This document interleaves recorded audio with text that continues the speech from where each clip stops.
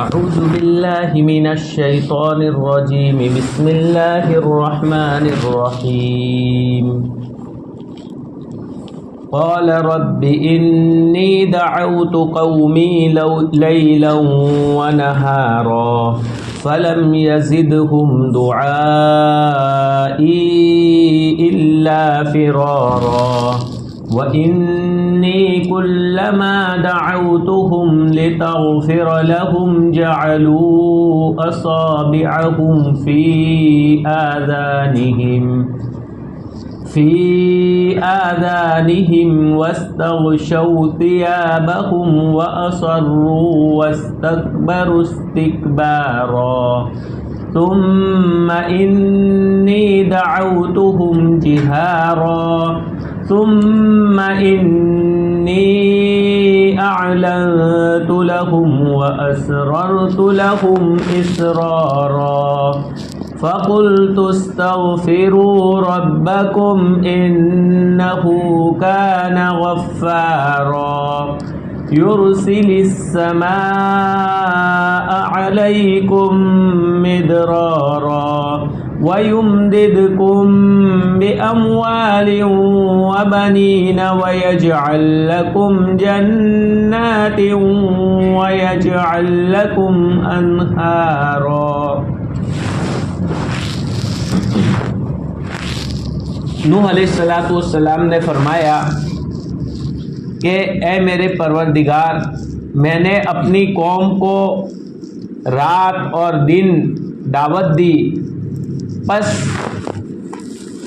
ان کو کوئی فائدہ نہیں ہوا مگر وہ اور زیادہ بھاگنے لگے، اور جب بھی میں ان کو بلاتا تاکہ آپ ان کی مغفرت فرما دے تو وہ اپنی انگلیوں کو اپنے کانوں میں ٹھونس لیتے تھے اور اپنے کپڑوں کو لپیٹ لیتے تھے اور ضد کرتے تھے اور بہت زیادہ تکبر کرتے تھے۔ پھر میں نے ان کو کھلم کھلا دعوت دی، پھر میں نے ان کو علانیہ دعوت دی اور پوشیدہ دعوت دی۔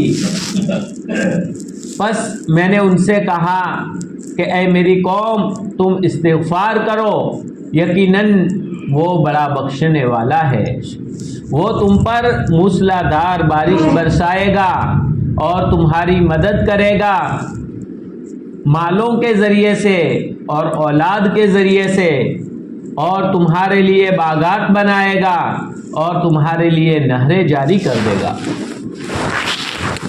حضرت نوح علیہ السلام کا قصہ اس سورت کے اندر ذکر فرمایا ہے، اور سورت کا نام بھی سورہ نوح ہے۔ حضرت نوح علیہ السلام نے اپنی قوم کو بہت زیادہ دعوت دی، اور دعوت بھی اتنی زیادہ دی، دعوت کی کیفیت کو بھی یہاں پر ذکر کیا جا رہا ہے۔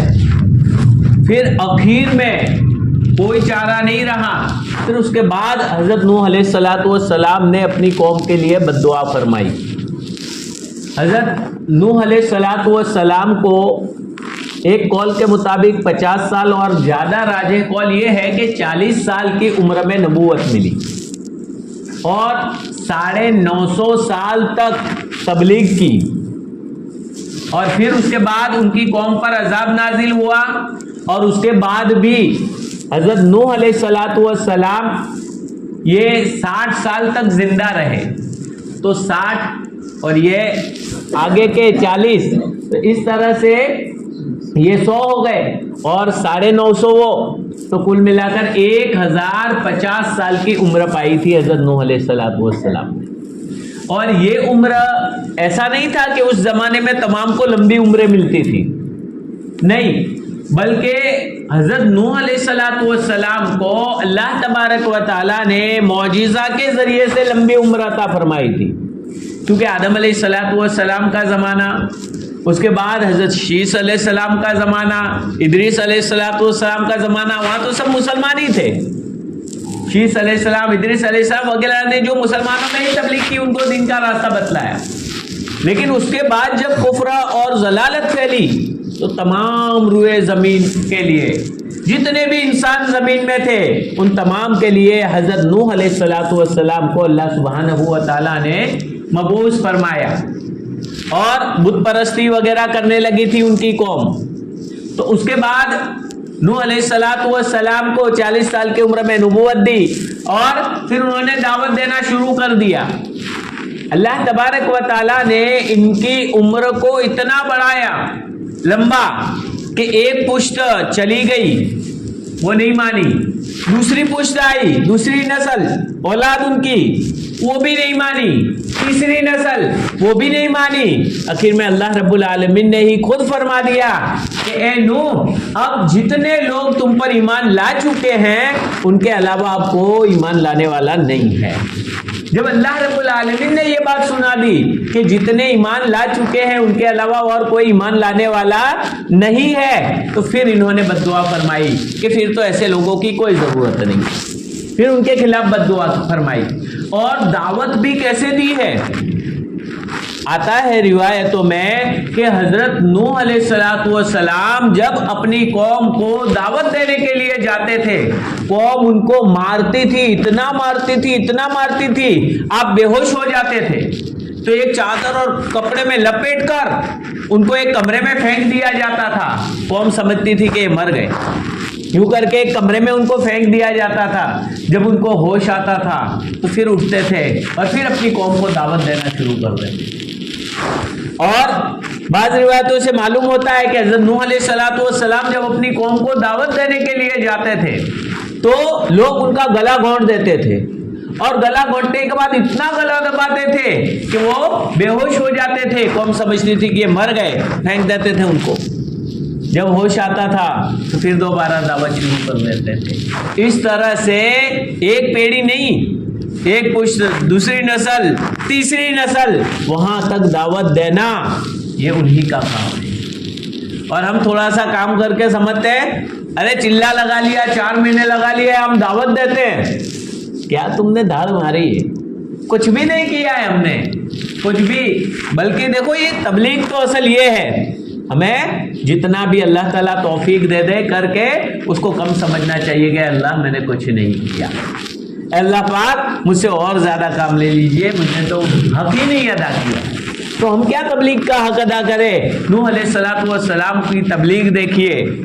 پھر بھی فرماتے ہیں, دیکھیے اس آیت کریمہ میں کہ قال رب انی دعوت قومی لیلا ونہارا, کہ اے میرے پروردگار میں نے اپنی قوم کو رات اور دن دعوت دی. یعنی نہ رات دیکھی نہ دن دیکھا, ہر وقت دعوت دیتے رہے. جب بھی موقع ملا آدھی رات کو بھی پہنچ گئے, جب موقع ملا دن کو بھی, دوپہر کا وقت, جیسا بھی وقت, بس دعوت کا موقع ملنا چاہیے, دعوت دی میں نے, یعنی ہر وقت دعوت دی. فلم یزدہم دعائی الا فرارا, میرے دعوت دینے نے ان کو بھاگنے کے علاوہ اور کوئی چیز میں اضافہ نہیں کیا. یعنی دعوت کی وجہ سے اور زیادہ بھاگ جاتے. چلو یہاں نہیں سننی ہے بات. حتیٰ کہ وَإِنِّي كُلَّمَا دَعَوْتُهُمْ, اور جب یقیناً میں جب ان کو بلاتا تھا, لِتَغْفِرَ لَهُمْ, تاکہ آپ ان کی مغفرت فرما دے کہ آ جاؤ ایک اللہ پر ایمان لے آؤ, میری بات مان لو تو تمہارے لیے جنت ہے, اللہ تبارک و تعالیٰ تمہارے پچھلے سارے گناہوں کو معاف فرما دیں گے. تو مغفرت کی طرف بلاتا تھا. تو یہ لوگ بات کو نہ سننے کے لیے اور نفرت کرتے ہوئے اپنے کانوں میں انگلیاں ڈال دیتے تھے. جعلوا اصابعهم فی آذانہم, کہ وہ اپنی انگلیوں کو اپنے کانوں میں ڈال دیتے تھے.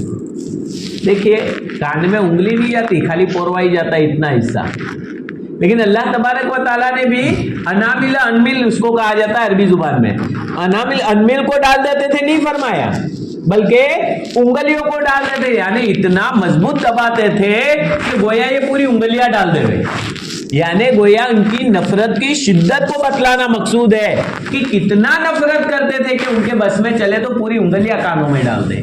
اتنا زور لگا کر فیٹ کانوں کو بند کر دیتے تھے. اور خالی کانوں کو بند کرنا ہی نہیں, وَاسْتَغْشَوْا ثِيَابَهُمْ, اپنے کپڑوں کو بھی منہ پر نہیں یوں لپیٹ لیتے تھے, پھر کانوں میں انگلیاں ڈالتے تھے. ارے کپڑا بھی لپیٹ لیتے تھے نا, انگلیاں بھی ڈالتے تھے ڈبل, تاکہ بالکل آواز ہی نہ جاوے اور یہ دعوت کی بات کو ہم سن ہی نہ سکے, اتنی نفرت کرتے تھے.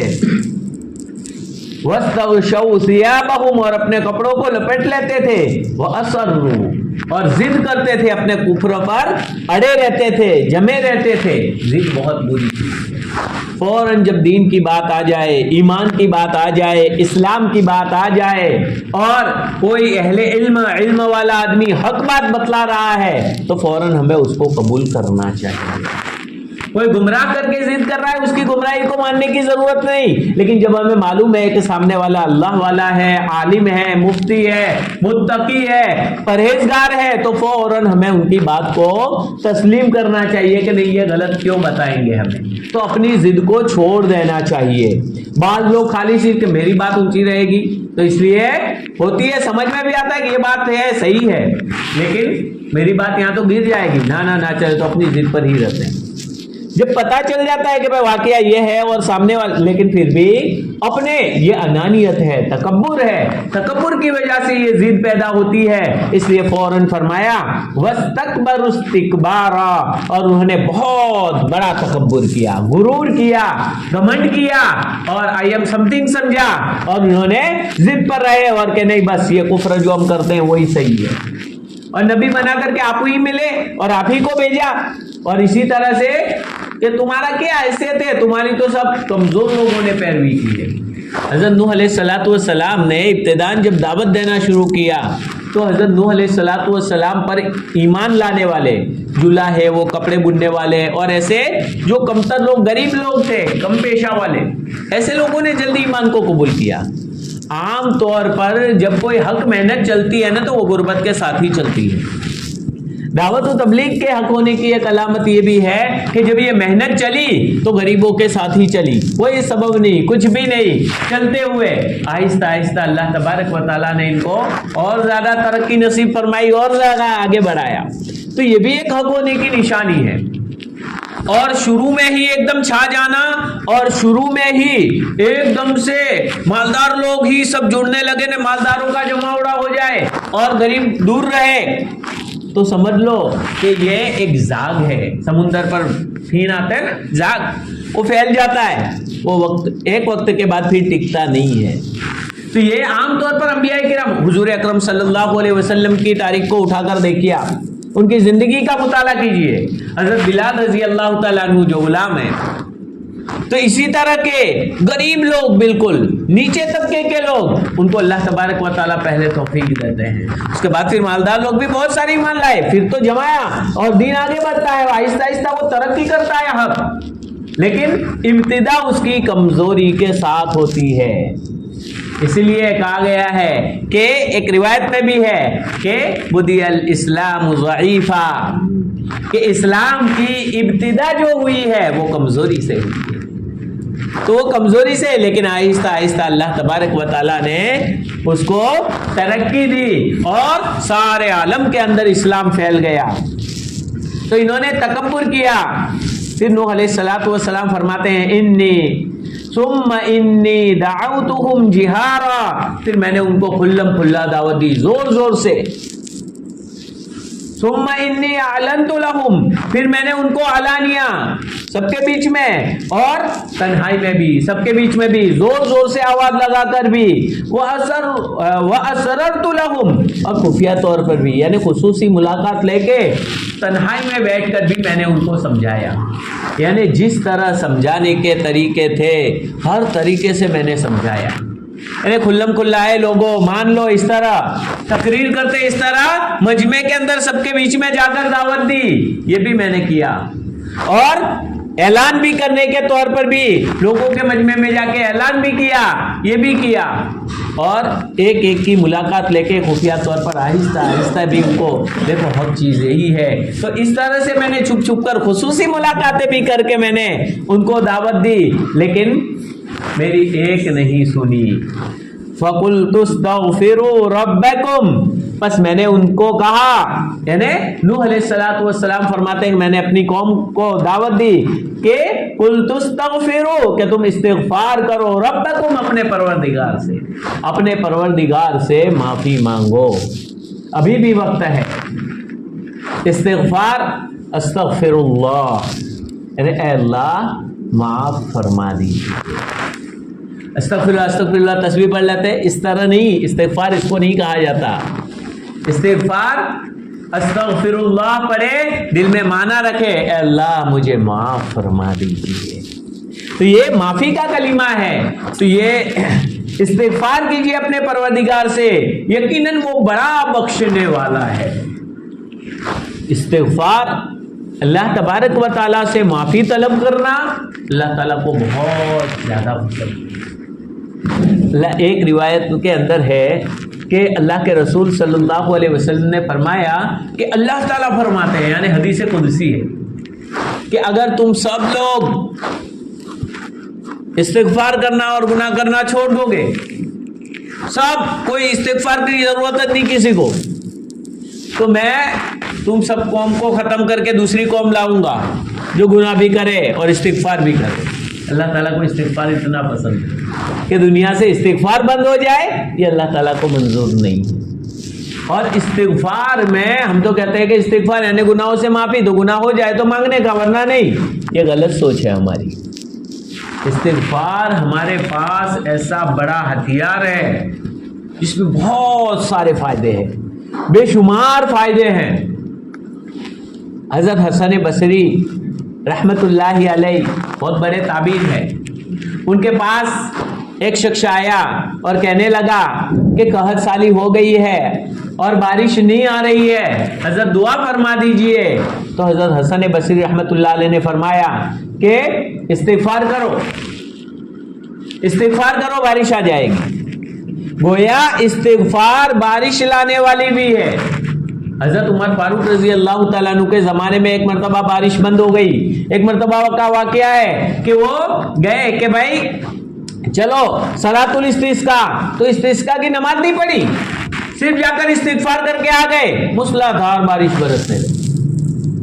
ایک طریقہ نماز کا بھی ہے، نماز بھی پڑھتے ہیں بارش کے لیے، اس کو صلاۃ الاستسقاء کہا جاتا ہے، لیکن کبھی صرف استغفار حضرت عمر فاروق رضی اللہ تعالیٰ نے فرمایا چلو استغفار کرو، تو استغفار کیا، موسلادھار بارش۔ گویا استغفر اللہ کثرت سے پڑھنا، استغفار کرنا، اس کا ایک فائدہ تو سارے گناہ معاف ہو جائیں گے۔ تو یہ انہ کان غفارا، وہ بڑا بخشنے والا ہے۔ اور اسی طرح سے گناہوں کے بخشنے کے بارے میں قرآن کریم میں دوسری جگہ جو الفاظ ہے اس میں ہے نکفر عنکم سیئاتی، کہ ہم تمہارے گناہوں کو ختم کر دیں گے۔ کفر چھپا دینا، ختم کر دینا، یعنی ایک تو ہے کہ ہم نے گناہ کیے، فرشتوں نے نامہ اعمال میں لکھ لیے، اور اس کے بعد اندر لکھا گیا کہ بھائی یہ گناہ کا استغفار ہو گیا ہے، یہ گناہ کا استغفار ہو گیا ہے، اس طرح لکھا جاتا۔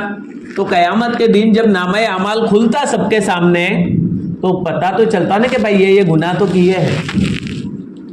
لیکن ہمارا مولا کتنا کریم ہے، وہ خدا کتنا رحیم ہے، وہ خدا کتنا مہربان ہے ہم پر، کتنا خدا واقعتاً خدا سے محبت پیدا ہو جاتی ہے۔ وہ خدا کہتا ہے میرا بندہ تو بھی ذلیل ہو جائے گا کہ اس نے یہ گناہ کیے ہیں، بعد میں معاف ہوئے ہیں، نہیں ان گناہوں کو ہی ختم کر دو نامہ اعمال سے، تو نکفر مٹا دیں گے، یعنی نامہ اعمال سے گناہوں کو بالکل ختم کر دیں گے، مٹا دیں گے کہ بھائی وہ نامہ عمل میں رہنا ہی نہیں چاہیے کہ گناہ کیا تھا، ایسا ہی ختم کر دیں گے، نکفر ختم ہی بالکل کر دیں گے۔ تو استغفار کرنے سے ایک تو یہ کہ نامہ اعمال ہمارا بالکل پاکیزہ بن جائے گا، اندر سے سارے گناہ ختم، سارے گناہ ختم ہو جائیں گے تو نامہ اعمال بالکل پاکیزہ بن جائے گا۔ تو انہ کان غفارا، تو یہ بڑا بخشنے والا ہے، سارے کے سارے گناہوں کو معاف فرما دیں گے۔ دوسرا شخص آیا حسن بصری رحمت اللہ علیہ کے پاس اور آ کر اس نے عرض کیا کہ حضرت دعا فرما دیجئے، مالی اعتبار سے گھر میں تنگی چل رہی ہے نا، شکایت بہت سو کو ہوتی ہے نا، کبھی مالی اعتبار سے پریشانی، حالات آ جاتے ہیں، کہا کہ مالی اعتبار سے پریشانی چل رہی ہے، کہا کہ استغفار کرو۔ گویا معلوم ہوا کہ استغفار کرنے سے اللہ تعالیٰ روزی کی تنگی کو بھی دور فرما دیتے ہیں۔ استغفار کرنا، اللہ تعالیٰ سے معافی مانگنا، اس کا طریقہ آخر میں بتلاؤں گا انشاءاللہ، تو اس کی وجہ سے اللہ تبارک و تعالیٰ روزی کی تنگی کو بھی دور فرما دیتے ہیں۔ ایک تیسرا شخص آیا اور آنے کے بعد اس نے عرض کیا کہ حضرت دعا فرما دیجئے، اولاد نہیں ہو رہی ہے، تو کہا کہ استغفار کرو۔ گویا اس کی وجہ سے اولاد بھی ہوتی ہے، اور اولاد اگر بد اخلاق ہو تو وہ بھی صحیح اخلاق والی ہوتی۔ استغفار کرنے کا یہ فائدہ، گویا علماء کرام نے لکھا ہے کہ ہر پریشانی اور ہر مصیبت کا علاج استغفار میں ہے۔ اللہ تعالیٰ سے استغفار کرو، اپنے گناہوں کی معافی مانگو، تو اللہ تبارک و تعالیٰ تمام پریشانیوں سے نجات دے لیں گے۔ اسی لیے تو حضور اکرم صلی اللہ علیہ وسلم معصوم تھے۔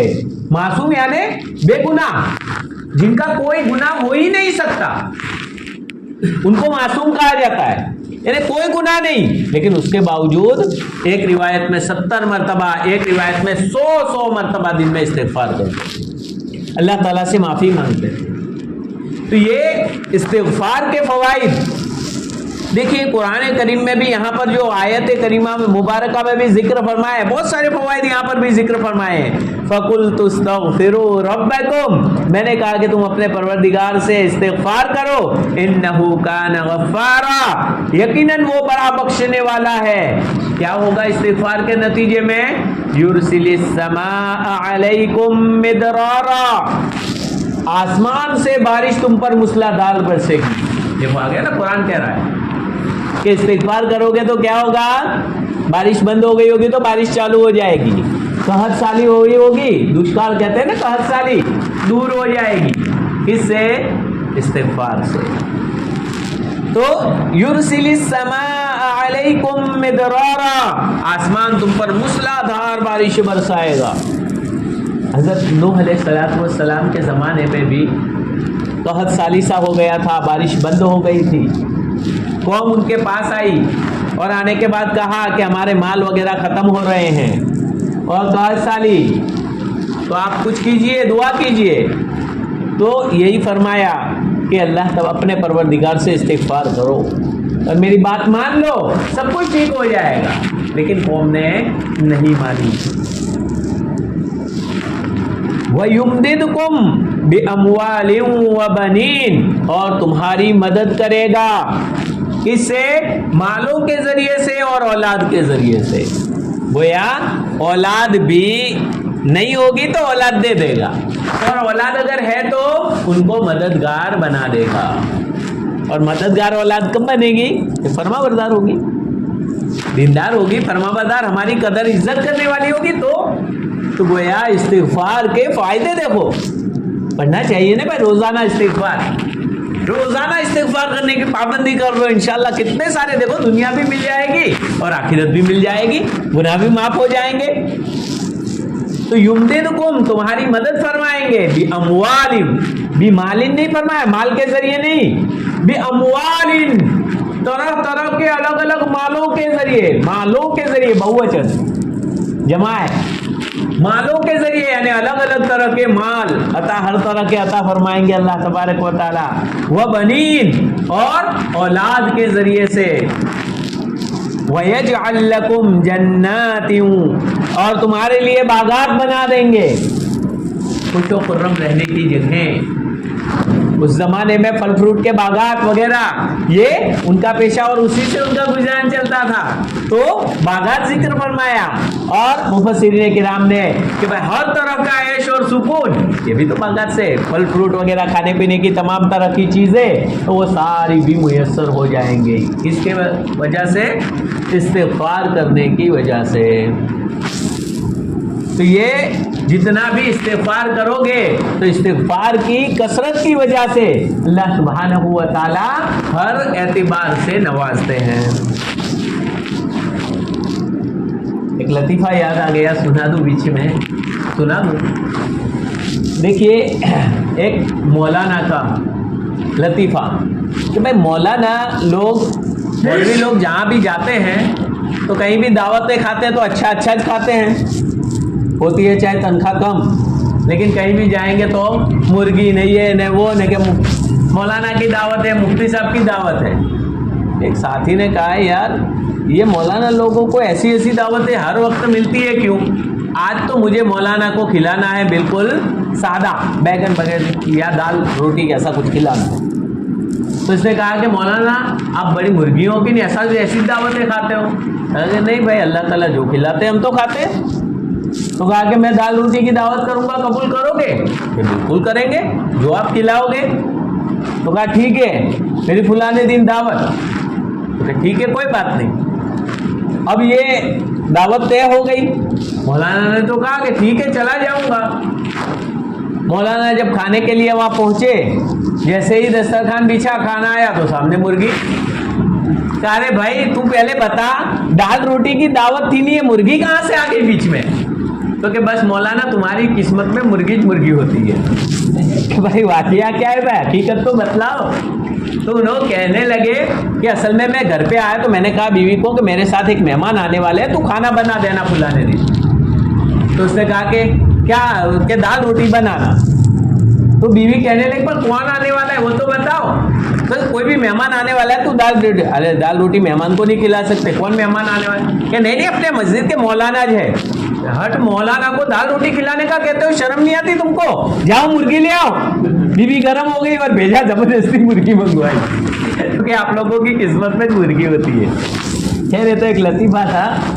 تو گویا استغفار کرنا, کثرت سے استغفار کریں گے اللہ تبارک و تعالیٰ دنیا کی ایک سے ایک نعمتیں بھی کھلاتے ہیں استغفار کے نتیجے میں. تو یہ بھی ایک فائدہ ہے استغفار کا. اللہ تبارک و تعالیٰ تمہارے لیے باغات بنائیں گے, وَيَجْعَلْ لَكُمْ أَنْهَارًا, تمہارے لیے نہریں جاری کر دیں گے, یعنی کھیتی باڑی وغیرہ چلنے لگے گی اور تمہارے لیے برکتیں ہی برکتیں ہو جائیں گی. ظاہری بات ہے کہ کھیتی باڑی نہریں چلنے لگے, کھیت میں اچھی پیداوار ہوگی, تمام لوگوں کا فائدہ, اس لیے کہ غلہ وغیرہ سستا ہوگا, گیہوں وغیرہ زیادہ پکیں گے, سبزیاں زیادہ پکیں گی تو سب کا فائدہ ہے. سستا ہوگا ورنہ مہنگا ہو جائے گا, تو مہنگائی میں سب نے دیکھ لیا بیچ میں ٹماٹر کی حالت.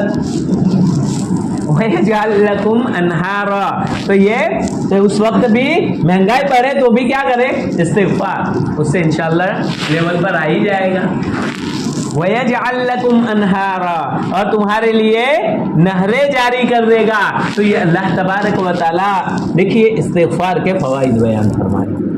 اب آخر میں یہ بات بتلا کے بات ختم کرتا ہوں کہ استغفار کا طریقہ کیا ہے. تو استغفار یعنی اپنے گناہوں سے معافی مانگنا, اور گناہوں سے معافی مانگنے کے لیے سب سے پہلے تھوڑی دیر بیٹھ کر سوچے اپنے گناہوں کو کہ میں نے کیا کیا گناہ کیے, اور ان گناہوں کو سوچنے کے بعد واقعتاً اپنے مولا کی رحمت کو سوچیں, اپنے مولا کی نعمتوں کو سوچیں کہ کتنا ہم کھانا کھا رہے ہیں, اس کی ہوا استعمال کر رہے ہیں, اس کا پانی استعمال کر رہے ہیں, اور اس کی زمین پر رہ رہے ہیں, اس کے آسمان کے نیچے رہ رہے ہیں, اس کے سورج کی دھوپ ہم لے رہے ہیں, اس کی پیدا کی ہوئی چیزوں کو کھا رہے ہیں, یہ مولا, اور ہم اسی کی نافرمانی کر رہے ہیں. تو اس طرح سے سوچے, فوراً تھوڑا سا بھی اگر ایمان کی پاور ہوگا تو فوراً دل میں افسوس ہو جائے گا کہ واقعتاً ایسے مولا کی نافرمانی نہیں کرنی چاہیے, میں نے ایسے مولا کی نافرمانی کر دی, واقعتاً ایسے مولا کی نافرمانی نہیں کرنی چاہیے. اب یہ دل میں جو پچھتاوا اور ندامت شروع ہو جائے گی, اب یہ توبہ کی اصل حقیقت شروع ہوئی, اصل استغفار یہ شروع ہوا. اس کے بعد 2 رکعت صلاۃ التوبہ پڑھے, 2 رکعت نفل نماز پڑھے کہ اللہ مجھے معاف فرما دے میرے گناہوں کو, اس لیے صلاۃ التوبہ. اور وہ پڑھنے کے بعد پھر اے مولا آئندہ کبھی بھی نہیں کروں گا یہ گناہ, چاہے پھر ہو جائے تو پھر توبہ استغفار کرے, لیکن نیت کر لے کہ اللہ آئندہ سے یہ گناہ نہیں کروں گا, میں چھوڑ دوں گا. اور فی الحال اگر کوئی گناہ ہے تو اس کو چھوڑ دے, فی الحال چھوڑ دے وہ گناہ, اور کہے کہ آئندہ سے اللہ میں نہیں کروں گا. بس یہ اتنی شرائط کے ساتھ پھر استغفر اللہ استغفر اللہ, اے اللہ معاف فرما دیجئے, اے اللہ معاف فرما دیجئے. اس طرح سے اللہ تعالیٰ سے استغفار کرے گا, معافی مانگے گا, اللہ تبارک و تعالیٰ معاف فرما دیں گے. چاہے استغفار کے لیے بہت سارے کلمات ہیں, چھوٹا سا تو یہ استغفر اللہ یہ بھی کافی, ورنہ استغفر اللہ الذی لا الہ الا هو الحی القیوم واتوب الیہ, میں اپنے گناہوں کی معافی مانگتا ہوں. استغفر اللہ الذی, اس اللہ سے, استغفر اللہ الذی لا الہ الا هو الحی القیوم، کہ جس کے علاوہ کوئی عبادت کے لائق نہیں، ایسے اللہ کے سامنے میں معافی مانگتا ہوں۔ استغفر اللہ الذی لا الہ الا هو الحی القیوم، وہ زندہ ہے اور ساری چیزوں کو تھامنے والا ہے، آسمان کو تھامنے والا وہی، زمینوں کو پکڑنے والا وہی، ہم سب کو جلانے والا چلانے والا وہی، اس کا حکم آ جاتا ہے چارپائی پہ سے انسان کھڑا نہیں ہو سکتا۔ ایسے مولا کے سامنے، ایسے طاقتور رب کے سامنے میں معافی مانگتا ہوں۔ ایک ہے استغفر اللہ ربی من کل ذنب واتوب الیہ، میں اپنے پروردگار سے معافی مانگتا ہوں۔ استغفر اللہ ربی، میں معافی مانگتا ہوں اس اللہ سے جو میرا رب ہے، میرا پالنے والا ہے، مجھے پال پوس کے بڑا کیا ہے، ایسے رب سے میں معافی مانگتا ہوں۔ استغفر اللہ ربی من کل ذنب، تمام گناہوں سے، جتنے بھی گناہ سرزد ہوئے ہیں تمام گناہوں سے میں معافی مانگتا ہوں۔ من کل ذنب واتوب الیہ، اور میں اسی کی طرف پوری طرح متوجہ ہو جاتا ہوں، معاف فرمائے۔ یہ کئی طرح کے استغفار کے سیگے، خیر وقت تو کافی ہو گیا۔ اللہ تبارک و تعالیٰ سے دعا فرمائے، اللہ تبارک و تعالیٰ ہمیں کثرت سے استغفار کرنے کی توفیق عنایت فرمائے، اور استغفار پر جو انعامات ہے وہ بھی اللہ تبارک و تعالیٰ ہمیں حاصل فرمائے اور عطا فرمائے۔ اللهم صل على سيدنا وشفيعنا وحبيبنا ومولانا محمد وبارك وسلم۔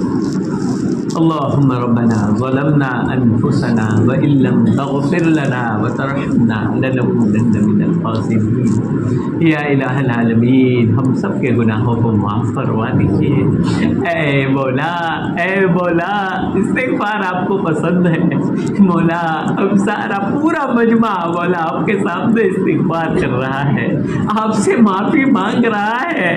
اے مولا، ہمیں معاف فرما دیجیے مولا، ہم مجرموں کو معاف فرما دیجیے مولا، اگر آپ نے معاف نہیں فرمایا تو کون معاف کرے گا؟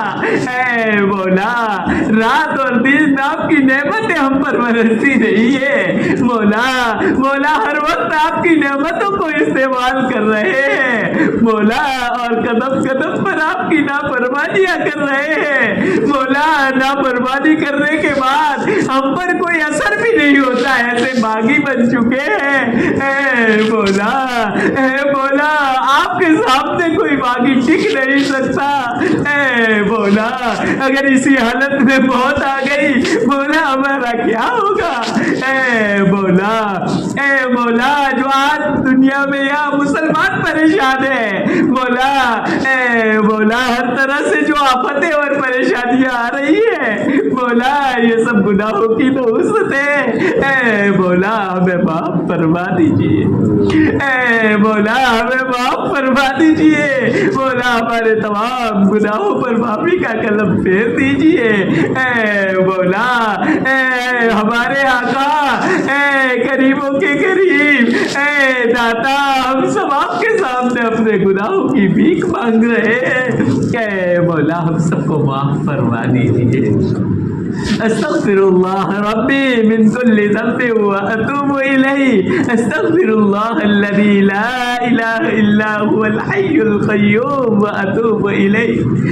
یا الہ العالمین، پورے مجمع کو قبول فرما لیجیے مولا، ہم اپنے گناہوں پر پشیمان ہیں، نادم ہیں مولا، آئندہ سے گناہوں سے بچنے کی آپ ہی توفیق عنایت فرما دیجیے مولا۔ کئی مرتبہ وعدہ کرتے ہیں، وعدہ ٹوٹ جاتا ہے مولا، مولا آپ ہی ہمیں گناہوں سے بچنے کی توفیق عنایت فرما دیجیے۔ اے مولا، اے مولا، تمام مسلمانوں کی پریشانیوں کو دور فرما دیجیے۔ اے مولا، مجمع میں بھی جو جس لائن سے بھی پریشان ہے تمام کی پریشانیوں کو دور فرما دیجیے مولا، پورے مجمع کی جائز تمناؤں کو پورا فرما دیجیے مولا، دلوں میں جو بھی ان کی حاجات ہے مولا، ان ضرورتوں کو پورا فرما دیجیے۔ اے مولا، پورے عالم کے اندر اسلام اور مسلمانوں کی حفاظت فرما۔ اے مولا، جو مانگا وہ بھی عطا فرما، جو مانگنے سے رہ گیا وہ تو اپنے فضل و کرم سے تیری شاہ نشان نصیب فرما دے۔ اے مولا، مولا جنہوں نے دعا کے لیے کہا ہے، لکھا ہے، متوقع ہے یا جن کا حق ہے، تمام کی جائز تمناؤں کو پورا فرما دیجیے مولا، ہمارے مرحومین کی مغفرت فرما دیجیے اے مولا، بیماروں کو شفائے کاملہ دائمہ نصیب فرما دیجیے مولا، ٹوٹی پھوٹی دعاؤں کو محض اپنے فضل و کرم سے اور جناب آقا محمد الرسول اللہ صلی اللہ علیہ وسلم کے صدقے تو فعل میں قبول فرما دیجیے اللہم ربنا تقبل منا انك انت السميع العليم وتب علينا يا مولانا انك انت التواب الرحيم سبحان ربك رب العزة عما يصفون وسلام على المرسلين والحمد لله رب العالمين برحمتك يا ارحم الراحمين.